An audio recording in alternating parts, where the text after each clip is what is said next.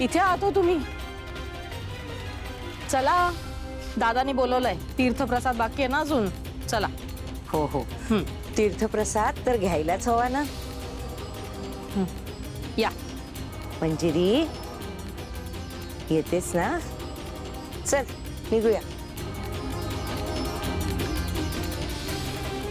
वहिनी, दादा बोलवतोय. सांभाळू ना. हो, पायरी आहे. होय.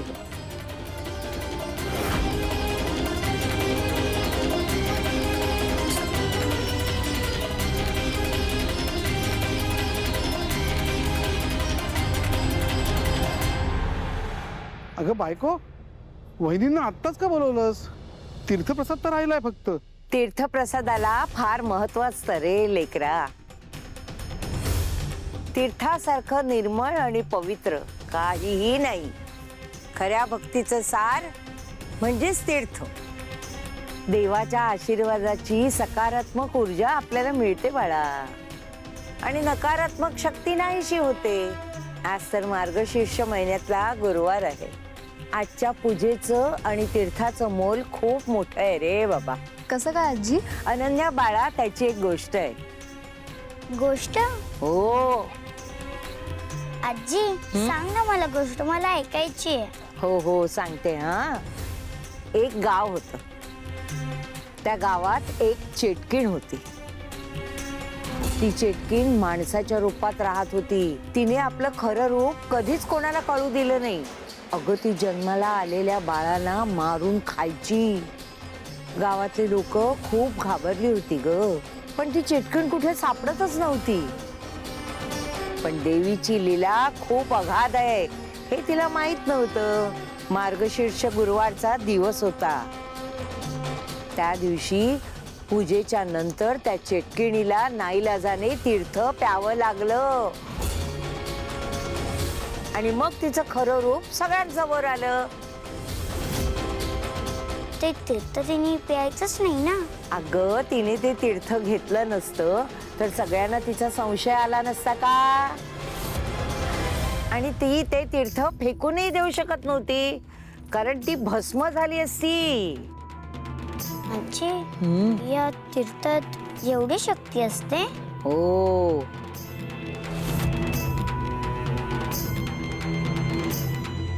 ही म्हातारी नक्कीच नक्कीच मला हे तीर्थ प्यायला लावणार.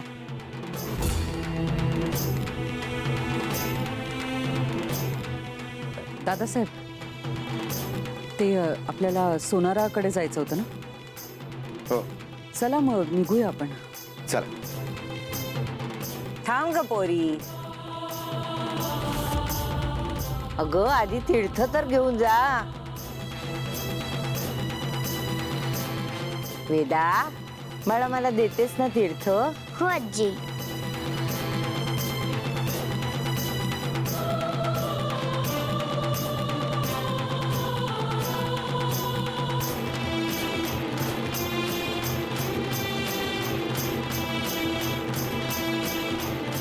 खूप छान, खूप छान. वेदा, आता तुझ्या आजीला दे बरं तीर्थ. हा, जा. हो आजी.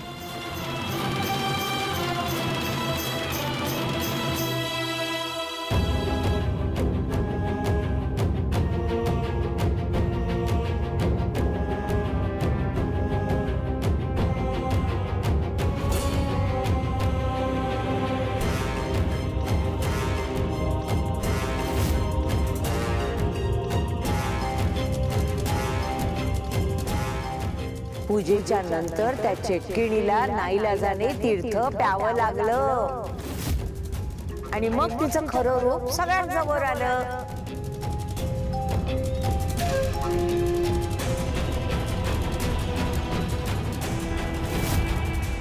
आजी, तीर्थ घे ना.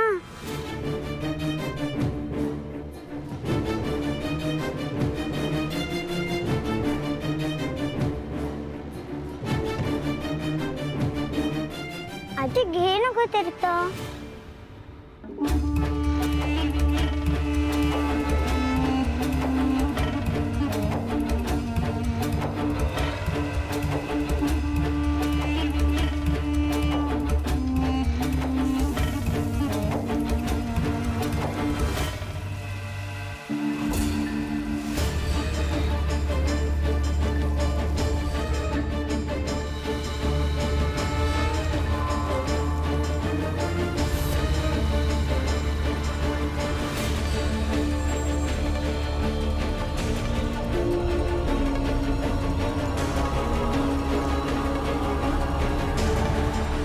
मंजिरी लवकर तीर्थ घे, आपल्याला निघायचंय ना. हो. काहीही झालं तरी मी हे तीर्थ पिणार नाही. नाहीतर मला आधीसारखा त्रास होईल. अथर्व, एक मिनिट ये. हा बाप.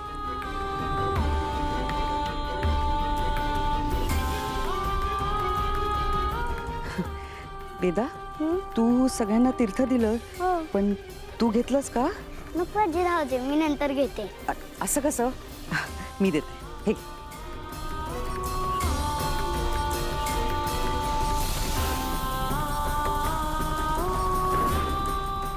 आणि तू? आजी तू?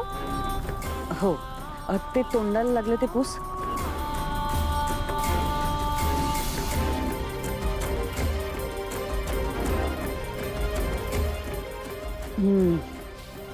छान आहे ग. चल, मी जाते, आजोबा वाट बघतात.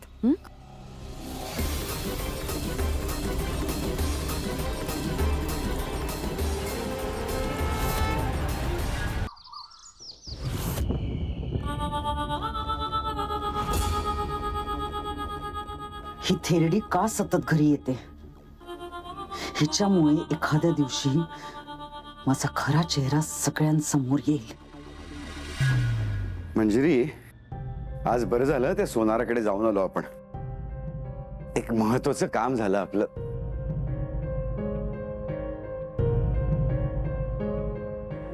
मंजिरी, काय कसला विचारत आहेस? अच्छा, कुठले दागिने घ्यायचे, किती घ्यायचे, हाच विचार चालू आहे का अजून? हो. तुम्हाला कसं कळतं?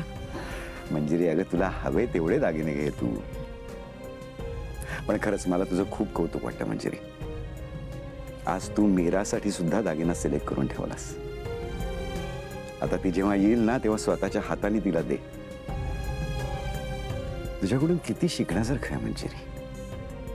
म्हणजे तू सतत दाखवून देतेस की घरातल्या प्रत्येक संकटावर घरातल्याच छोट्या छोट्या सुखांनी कशी मात करता येते. खरंच मला खूप कौतुक वाटतं.